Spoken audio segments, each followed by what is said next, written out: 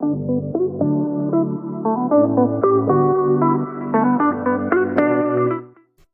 still remember the first time I realised my numbers were trying to tell me something and I wasn't listening.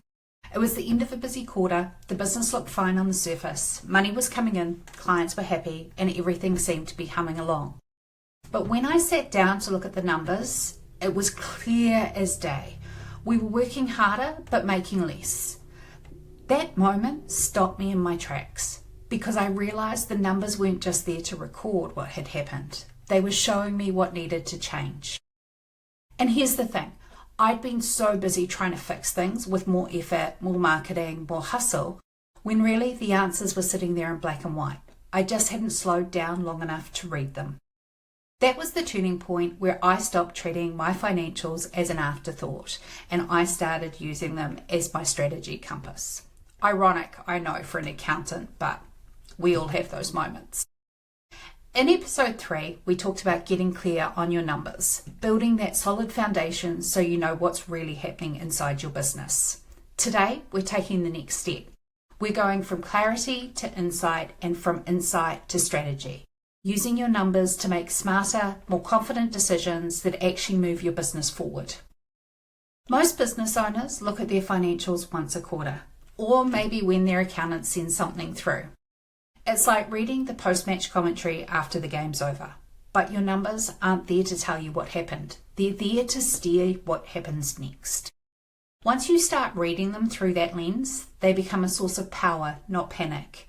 You stop feeling like you're reacting to what the business throws at you, and instead you start leading, making decisions with clarity and confidence.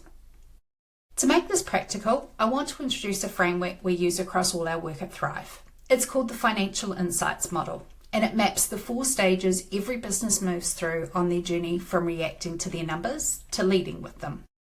Think of it like the growth rings of a tree. Each layer builds on the one before it, expanding your visibility, confidence, and control as your business matures. Stage 1 is awareness. This is the foundation. It's where you finally turn on the lights that start seeing what's really happening in your business. At this stage, it's about visibility, tracking your income, expenses, and cash flow, and starting to understand the rhythm of your money. You can't change what you can't see. The biggest shift here is moving from avoidance to awareness. Stage 2 is all about understanding. Once you can see the numbers, it's time to read what they're telling you.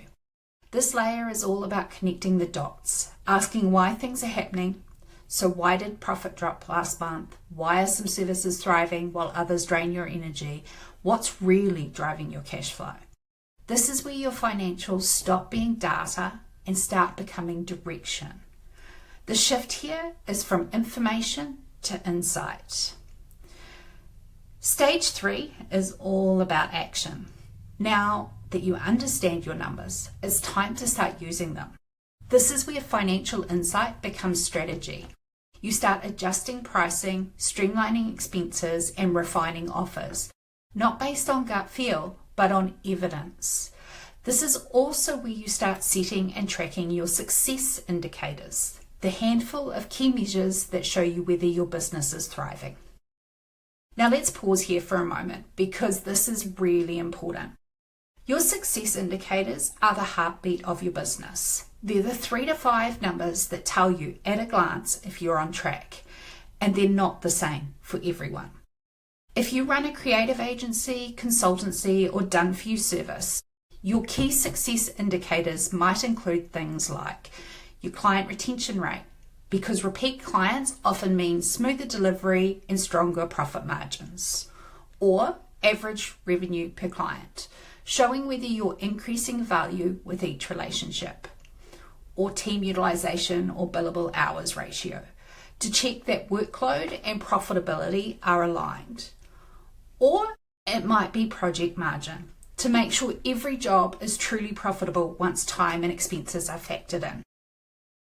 Now, if you run a coaching, wellness, or service-based business, your success indicators might look different. You might track client lifetime value to see if your offers encourage clients to continue their journey with you.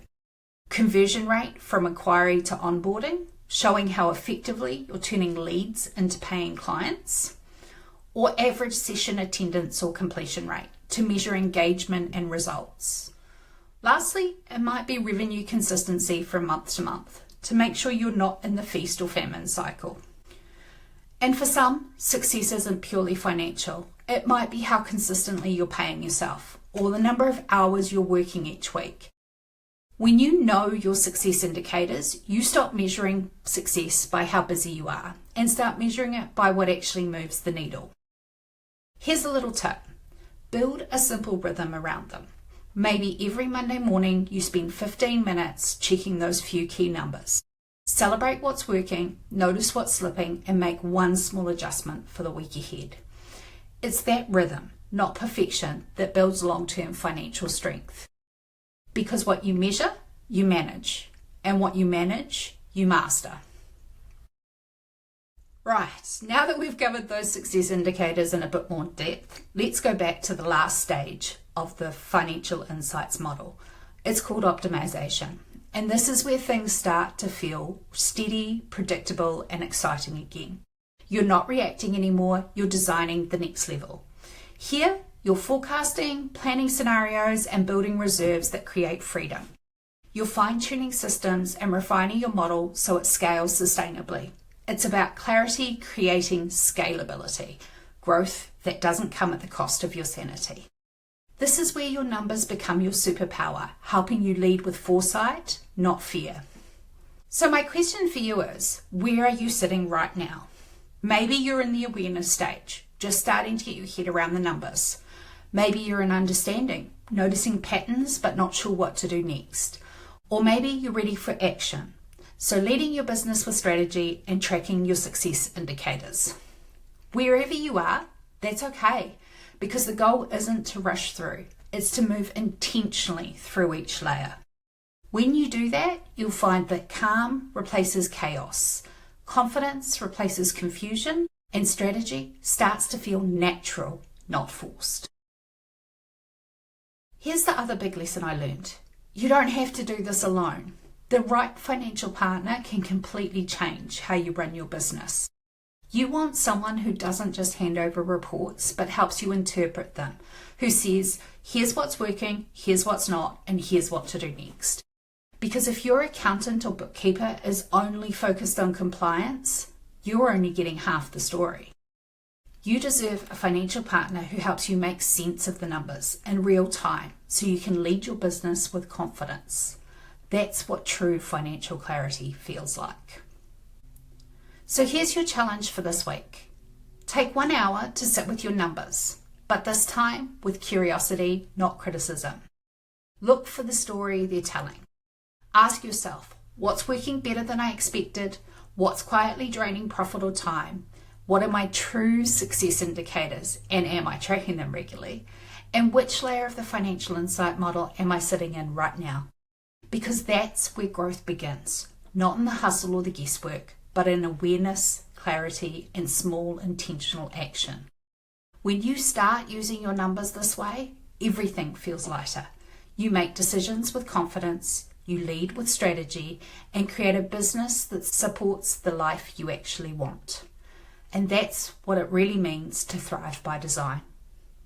Until next week, keep thriving, but do it by design, not by default.